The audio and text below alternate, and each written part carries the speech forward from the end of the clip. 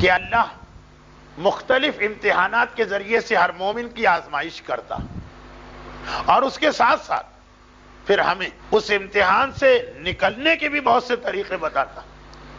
آزمائش بھی وہی کرتا اور ہمارے نکلنے کا طریقہ بھی وہی بتاتا.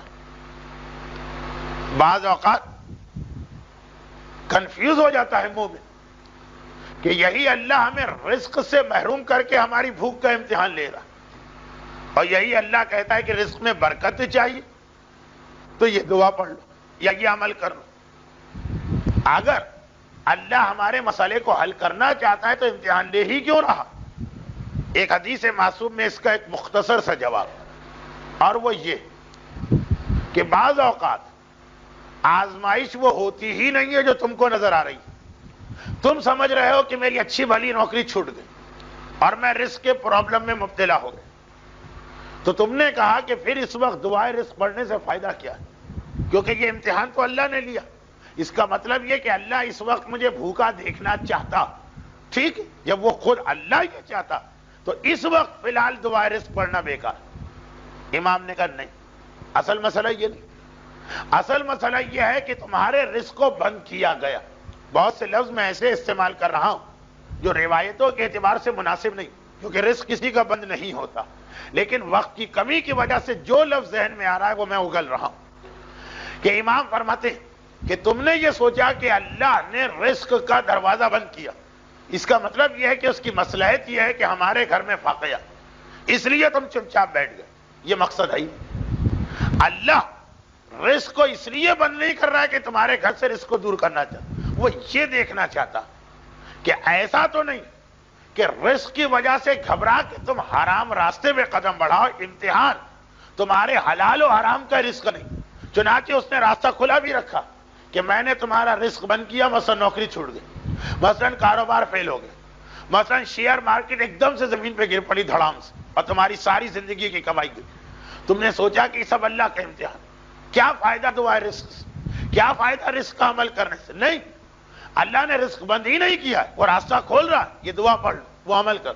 دیکھنا یہ ہے کہ اس دوران پریشانی سے گھبرا کر کہیں کوئی حرام تو تم سے نہیں ہو رہا، کہیں کوئی گناہ تو نہیں ہو رہا. امتحان حرام کا لینا، رزق نہیں لینا. اسی لیے ادھر راستہ بند کر کے ادھر سے نکلنے کا راستہ بنایا. صحت کا مسئلہ اور بہت سارے مسئلے. تو یہ امتحان تو ہر مومن کی زندگی میں آتے رہتے ہیں، لیکن سوال یہ ہے کہ ایک مومن کی زندگی میں سب سے بڑا امتحان کسے کہا جائے؟ کسے کہا جائے سب سے بڑی آزمائش؟ اچھا، اس کے بارے میں ہم عام لوگوں سے تو نہیں پوچھ سکتے. وجہ کیا ہے؟ ہم لوگ ہیں بے صبر، ظلومن جہولا. قرآن نے ہمارے بارے میں کہا ہم جاہل، ناسمجھ، ہمیں اپنی ہر پریشانی بڑی لگتی ہے اور دوسرے کی ہر پریشانی چھوٹی لگتی ہے. جو مسئلہ بہت مشہور محاورہ ہے لیکن بیان کرنے کو دل نہیں جا رہا، اولاد ہمیشہ اپنی اچھی لگتی ہے، بیوی ہمیشہ دوسروں کی اچھی لگتی ہے. لیکن خیر وہ ایک الگ مسئلہ ہے، اس پر آئندہ گفتگو ہوگی. تو پریشانی میں بھی وہی جو اولاد اور بیوی کا موازنہ انگلش کے ایک محاورے میں کیا گیا، وہ محاورہ اسلام کے اعتبار سے پریشانی اور عیب کا ہے. عیب اور پریشانی میں یہی ریشو. اپنی چھوٹی سے چھوٹی پریشانی ہمیں اتنی بڑی لگے گی جیسے قیامت آ گئی. اب دوسرے کی بڑی سے بڑی پریشانی، وہ مر رہا ہو، ہمیں لگے گا جس سے کچھ ہے ہی نہیں تو بلا وجہ شور مچا رہا. اور عیب میں ہمیشہ الٹا، اپنا بڑے سے بڑا عیب چھوٹا نظر آتا ہے، ہم نے کیا ہی کیا، اور دوسرے کا چھوٹا سا عیب اتنا بڑا نظر آ جاتا ہے. تو اب جب ہمارا مزاج یہ کہ ہمارے خیال میں جو پریشانی ہم پر آئی ہے وہ کسی پہ نہیں ہے. ہمارے گھر میں اگر ایک دن پانی نہ آئے تو ہم سمجھیں گے یہی قیامت ہو گئی. آج تک اللہ نے اتنا بڑا امتحان تو کسی کا لیا ہی نہیں ہوگا. تو ہم لوگوں سے پوچھنا تو بیکار ہے کہ بڑی پریشانی کیا. اس سے کیوں نہ پوچھو کہ جس سے بڑا صابر کائنات کی تاریخ میں گزرا ہی نہیں، وہ بتا سکتا ہے کہ وہ کس امتحان کو سب سے بڑا امتحان سمجھ رہا. اے حسین مظلوم، اے سردار شہدا، اے صبر کرنے والوں کے سید، آپ نے تو سارے امتحان دیے، آپ بتائیے کہ سب سے بڑا امتحان کیا؟ فاقے کا امتحان بھی دیا، فاقہ 3 دن کا فاقہ، غریب الوطنی کا امتحان بھی دیا، گھر والوں سے جدائی کا امتحان بھی دیا. آپ سب سے بڑا امتحان کسے سمجھ رہے ہیں؟ سردار شہداء سید الصابرین سے بہتر فیصلہ کون کرے؟ وہ ایک جملہ منزل مصائب کا جملہ ہے، لیکن اس میں ایک پیغام بھی چھپا۔ اکبر مقتل کی جانب جا رہے، ایسا محسوس ہوا کہ میرے پیچھے پیچھے کوئی آ رہا، مڑ کے دیکھا تو دیکھا کہ میرے بوڑھے بابا پیدل میری سواری کے پیچھے پیچھے چلنے کا ارادہ کیا، پیدل چلے آ رہے۔ ایک مرتبہ کہا بابا آپ اتنی زحمت کیوں کر رہے ہیں؟ حسین کا جواب سن، اکبر تمہارا کوئی اکبر جیسا جوان بیٹا نہیں، اس لیے تمہیں نہیں معلوم کہ بوڑھے باپ کے دل پہ اس وقت کیا قیامت گزر رہی۔ سردار شہداء نے بتایا باپ کے لیے اولاد کا امتحان سب سے بڑا امتحان، اور اسی لیے پروردگار نے جب ابراہیم کے سارے امتحان لے لیے تو آخری امتحان اولاد ہی کا رکھا۔ تو ادھر نص قرآنی، ادھر عمل معصوم، ثقلین جمع ہو گئے اس بات پر کہ اولاد کے امتحان سے بڑا امتحان کوئی نہیں۔ اور روایتوں میں یہ کہ اللہ کافر کا امتحان ہمیشہ چھوٹا لیتا ہے، مومن کا امتحان ہمیشہ بڑا رہتا ہے۔ چنانچہ مومن اولاد کے امتحان سے گزرے گا۔ اب اس امتحان کے کئی طریقے، کبھی یہ امتحان اس طرح ہوتا کہ مومن کو اولاد ملتی ہی نہیں، جس کو اولاد نہ ملے پوچھئے کیسا تڑپتا ہے۔ کبھی یہ امتحان جو خالصتاً ہندوستانی ماحول میں ہے وہ یہ ہوتا ہے کہ لڑکیاں ہیں لڑکا نہیں، اگرچہ قرآن اس کی مذمت کر رہا، کہتا ہے ان لوگوں کی حالت دیکھو کہ وَإِذَا بُشْرَا، جب ان کو یہ خبر دی جاتی ہے تمہارے یہاں بیٹی پیدا ہوئی، ظَلَّ وَجْهُهُ مُسْوَدًّا، اس کا چہرہ سیاہ پڑ جاتا ہے بیٹی کا نام سن کر۔ لیکن ہمارے معاشرے میں یہ بھی ایک بڑا امتحان، کبھی اولاد کا امتحان اس طرح ہوتا کہ بیٹی ہے اور شادی نہیں ہو رہی، کبھی اولاد کا امتحان اس طرح ہوتا ہے کہ شادی شدہ بیٹی مگر جہاں جا کے پھنس گئی ہے اس سسرال میں اس پہ بے انتہا مظالم ظلم اس پر ہوں گے، تڑپے گی اس کی ماں۔ کبھی اولاد کا امتحان اس طرح ہوتا ہے کہ بیٹا مر رہا، اب باپ اور ماں اس کو بچا نہیں پا رہے۔ بابر نے ہمایوں کے بستر کا طواف کر خدا سے دعا مانگی نا کہ اے خدا اگر تجھے موت ایک زندگی چاہیے تو میری زندگی لے لے، یہ زندگی چھوڑ دو۔ کبھی اولاد کا امتحان یہ ہوتا کہ اولاد کسی ظالم کے چنگل میں پھنس گئی، یا ظالم اس کے پیچھے لگا ہے کیسے اس کو بچائے۔ اور کبھی اولاد کا ایک اور امتحان ہوتا ہے جو بڑا سخت، کوئی پریشانی نہیں ہے اولاد کو لے کے، اتنا بے دین اور گمراہ بن گیا کہ ماں اور باپ ایک طرف جب اس کی گمراہی کو دیکھتے ہیں تو دل چاہتا ہے کاش یہ اولاد نہ ہوئی ہوتی، مگر دوسری جانب ہے تو انہی کے جگر کا ٹکڑا نا، جب اس کی یہ حالت دیکھتے ہیں تو تڑپ تڑپ کے سوچتے ہیں خدا کسی طرح اس سے نیک ہدایت دے اور صحیح راستہ دکھا۔ یہ بھی ایک امتحان ہے، بہت بڑا امتحان، جہاں بیٹے کے پاس پیسے کی کمی نہیں، جہاں بیٹے کے پاس دنیاوی سہولتوں کی کمی نہیں، لیکن باپ اس کے شراب کو دیکھتا، باپ اس کے ترک نماز کو دیکھتا، باپ اس کے احکام دین کا مذاق اڑانے کو دیکھتا۔ کسی اور کا ہوتا تو باپ کہتا یہ مر جائے ایسا بے دین، اپنا بیٹا یہ بھی نہیں کہہ سکتا اور حالت برداشت بھی نہیں۔ یہ سارے اولاد کے امتحان، اور پورا سال اول محرم سے آخر ذی الحجہ جو ہمارے یہاں سال، ایک ایسی تاریخ آتی ہے جسے خاص اولاد کا مسئلہ حل کرنے کی تاریخ خدا نے بنا دیا، اور وہ تاریخ ہے رجب کی 13، رجب کی 14 اور رجب کی 15۔ آئندہ درس ہمارا ہوتا 15 رجب، تب تو یہ تاریخیں نکل چکی ہوتی، 13، 14 اور 15 رجب عمل ام داؤد، ماہ رجب کا روایتوں میں ایک نام ہے عصب، ہم تو کہتے ہیں رجب المرجب، معصوم کہتے ہیں رجب العصب۔ راوی نے پوچھا مولا یہ عصب کیا ہے؟ الف صاد اور ب، مولا یہ عصب کیا؟ امام نے کہا یہ رجب کا وہ نام جو آسمانوں پہ مشہور، دو نام ہو گئے رجب، ایک نام جو زمین پہ مشہور، ایک نام جو آسمانوں پہ مشہور۔ کہا مولا لیکن یہ نام اللہ نے رکھا کیوں؟ راوی ہے عربی زبان جاننے والا، عربی میں سبا یسب و عصب کے معنی کوئی چیز انڈیلنا، تو کہا مولا یہ تو بڑا عجیب نام ہے، رجب کا مطلب انڈیلنا، کیا انڈیلنا؟ کہا اس لیے کہ باقی مہینوں اللہ کی رحمت تھوڑی تھوڑی ملتی ہے، ماہ رجب میں رحمت انڈیلی جاتی ہے اللہ کے بندوں پر۔ دیکھیے لفظ انڈیلنا، مجھے نہیں معلوم کہ اسے گجراتی میں یا انگلش میں کیا کہتے ہیں، میں محسوس کر رہا ہوں بہت سے لوگ سمجھے ہی نہیں انڈیلنا کسے کہتے ہیں، لیکن اردو زبان میں انڈیلنے کے ساتھ مفہوم آتا ہے کثرت کا. چھوٹی موٹی چیزیں انڈیلی جاتی ہیں. انڈیلا یعنی پوری بالٹی انڈیلی، ٹنکی انڈیلی. رجب کا مہینہ ہے، خدا رحمت انڈیلتا ہے. رحمت کی بالٹیاں، رحمت کے کنستر، رحمت کی ٹنکیاں ہم پہ ڈالی جا رہی ہیں. اس لیے اس مہینے کا نام ہو گیا رحمت ڈالنے کا مہینہ. اور جب رحمت آ رہی تو سب سے بڑی رحمت باپ کے لیے یہ ہے، ماں کے لیے یہ ہے کہ اس کی اولاد کی پریشانی دور ہو. ماہ رجب کی 13، 14 اور 15 خاص میرے پاس خواہش ہے کہ آپ نے پچھلے سال یہ بتایا تھا، اس سال بھی بتائی. پچھلے سال کراچی کے کچھ علاقوں میں کچھ والدین اپنی اولاد کے اس مسئلے میں پریشان تھے کہ ان کی اولاد کے پیچھے کچھ ظالم لگے تھے، کچھ سیاسی مسائل تھے، کچھ طاقتور لوگ لگے تھے، حکومتیں پیچھے تھی اور بظاہر بچنے کا کوئی امکان نہیں تھا. عمل داؤد اصل میں انہوں نے مجھے یاد دلایا. اس سال جو 5 نومبر کا واقعہ پیش آیا تو اس وقت تک رجب شروع نہیں ہوا تھا. ان والدین نے مجھ سے رابطہ قائم کیا اور کہا مولانا آپ نے ممبر پہ یہ پڑھ دیا تھا، ہم نے اس پہ عمل کیا تھا، اور 1 سال بھی ابھی پورا نہیں ہوا، دوسرا رجب شروع نہیں ہوا اور مسئلہ اس طرح حل ہوا کہ ہم کو خود یقین نہیں آ رہا. پچھلے سال ہم سوچ بھی نہیں سکتے تھے کہ حالات اس طرح بدلیں گے اور اس طرح بدل گئے. اس سال بھی آپ جہاں جہاں لوگوں کو ذرا یاد دلا دیجئے، شاید کسی بوڑھے باپ یا بوڑھی ماں کی دعا آپ کو مل جائے. باقاعدہ اس جملوں کے ساتھ مجھ سے بات کی تھی ان لوگوں نے جو ان علاقوں میں رہتے ہیں جہاں یہ مسئلہ تھا. لیکن بات صرف یہ کہ یہ عمل اتنا مشہور ہو گیا کہ میں اس کی تفسیر میں نہیں جا رہا ہوں، صرف یاد دلانے کے لیے میں نے یہ کہا. 13، 14 اور 15 رجب یقیناً بعض لوگوں نے جب مفاتیح الجناح میں یہ عمل پڑھا تو گھبرا گئے کہ یہ تو بہت مشکل عمل ہے، 3 تو روزے رکھنا پڑتے ہیں اور اتنے قرآن کے سورے پڑھنا پڑتے ہیں. بات بھی صحیح بھائی، جتنا بڑا مرض ہوگا اتنی بڑی سرجری یا آپریشن چاہیے ہوگا. اب اگر واقعاً اتنا بڑا مسئلہ ہے تبھی اس عمل کو آپ کو انجام دینا، چھوٹے موٹے مسئلے کے لیے نہیں. یہ عمل داؤد ہے کیا؟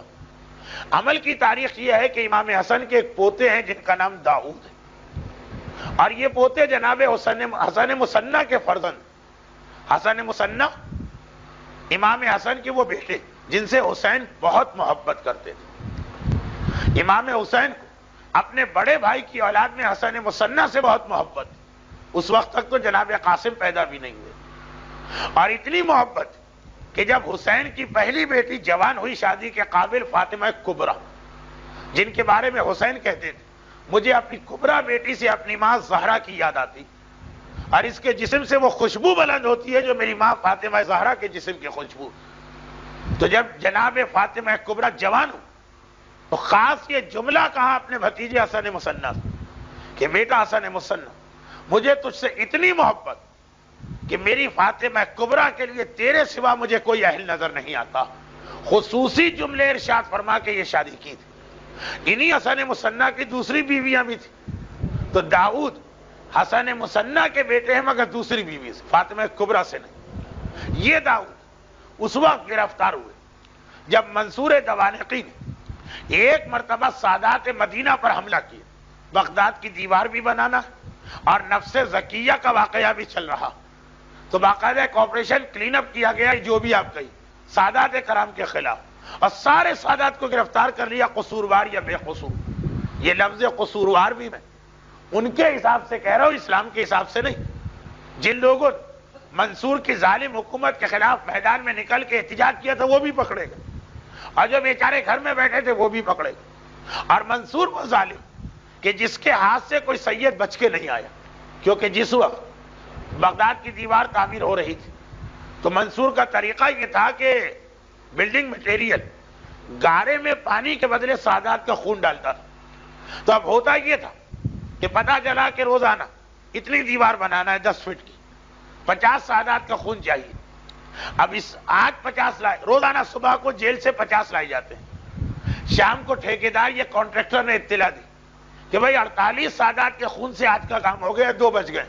منصور کہتا ہے ان کو واپس نہ لے جائیں، جو ہم نے جیل سے نکال لیے مارنے کے لیے اب ان کو مار ہی دو، اس کو واپس نہیں لینا.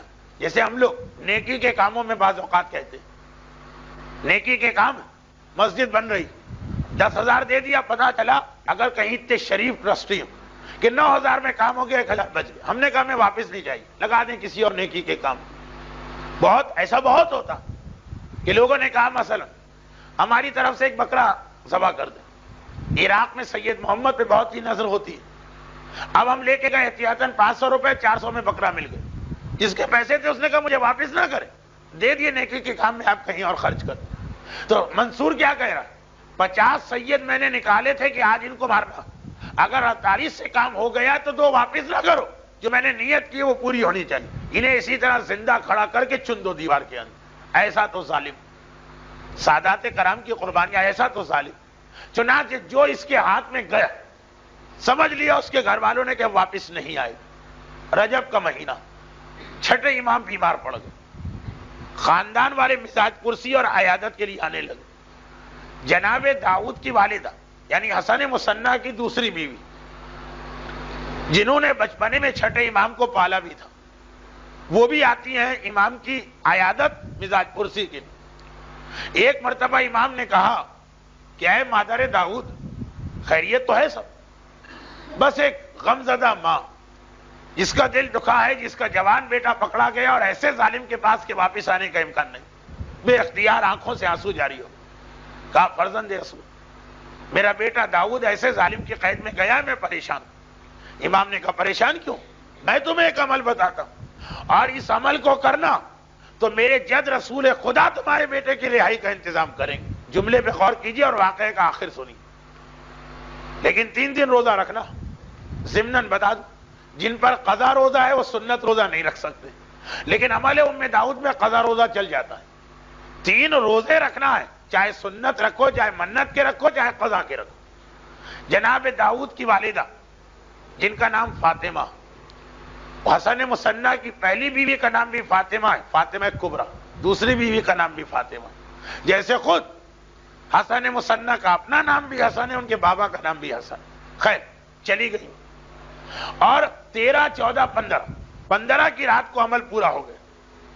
اب اس کے بعد گھر میں ہیں کہ دیکھیں کیا نتیجہ نکلتا. 1 ہفتہ ہوا ہو کہ ایک مرتبہ دیکھا میرا بیٹا داؤد گھوڑے دوڑاتا ہوا مدینے میں داخل ہوا, محلے بنی ہاشم میں آیا, ماں کے گلے لگا, مادر گرامی میں رہا ہوگا. ماں بہت پریشان, بیٹا یہ ہوا کیسے؟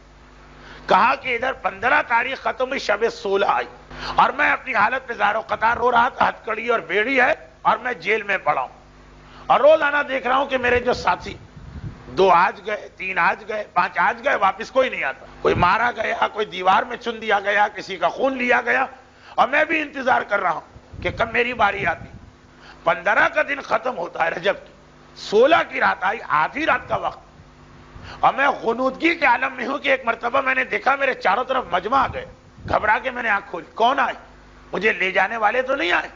دیکھا کہ نہیں, کچھ ایسے چمکتے ہوئے چہرے تھے کہ میرے دل نے گواہی دی کہ یہ تو میرے بزرگ لگ رہے ہیں. اور ان میں جو سب سے زیادہ شان و شوکت والے تھے, میرا دل پتہ نہیں کیوں کہہ رہا تھا کہ یہ تو مجھے اپنے جد رسول اللہ لگ رہے ہیں. وہ آگے آئے, انہوں نے تعارف نہیں کرایا, آگے آئے, اپنے ہاتھوں سے میری ہتھکڑی اور بیڑی کھولی, 10,000 درہم ایک تھیلی میں مجھے دی, اور کہا یہ تیری زادِ راہ کے لیے. کہا جا, تیری ماں نے آج ایک ایسا عمل مکمل کیا کہ اس کے بعد یہ ہماری ذمہ داری ہے کہ ہم تمہیں رہا کروائیں, اور اطمینان سے جا, جب تو یہاں سے غائب ہوگا تب تیری تلاش میں کوئی نہیں نکلے گا. پورے اطمینان کے ساتھ جا. مادر گرم میرے جد نے اپنے ہاتھوں سے میری ہتھکڑی اور بیڑی کھول کر راستے کی پریشانیاں بھی نہ ہو, کہاں بغداد کہاں مدینہ, 10,000 زادِ راہ دیا. یہ عمل ام داؤد. اس کے بعد علماء کرام میں اتنا مقبول بنا کہ سید ابن طاؤس جن کی کتاب اقبال کا حوالہ مفاتی میں سینکڑوں جگہ فرماتے ہیں کہ آج تک میں نے کوئی ماں ایسی نہیں پائی جس نے اپنی اولاد کے کسی بھی مسئلے کے لیے یہ عمل کیا اور براہ راست اس کو مدد رسول نہ ملی. ابن طاؤس جیسا محتاط فقیہ کہہ رہا ہے ایک ماں مجھے ایسی نہیں ملی. چنانچہ آج اولاد کی پریشانی جن کے گھروں میں, جیسا کہ میں نے کہا کہ جب ہمارے گھر میں پریشانی نہیں ہوتی تو ہمیں دوسرے کی پریشانی کی فکر بھی نہیں ہوتی, لیکن جن کے گھر میں پریشانی, یہ ایک ایسا عمل کہ ایک ہی ہفتہ ہے, آئندہ 15 رجب آ جاتی تو فائدہ نہ ہوتا. اس لیے اسی پر میں بات کو ختم کرتا ہوں. برحمتك يا أرحم الراحمين وصلى الله على محمد وآله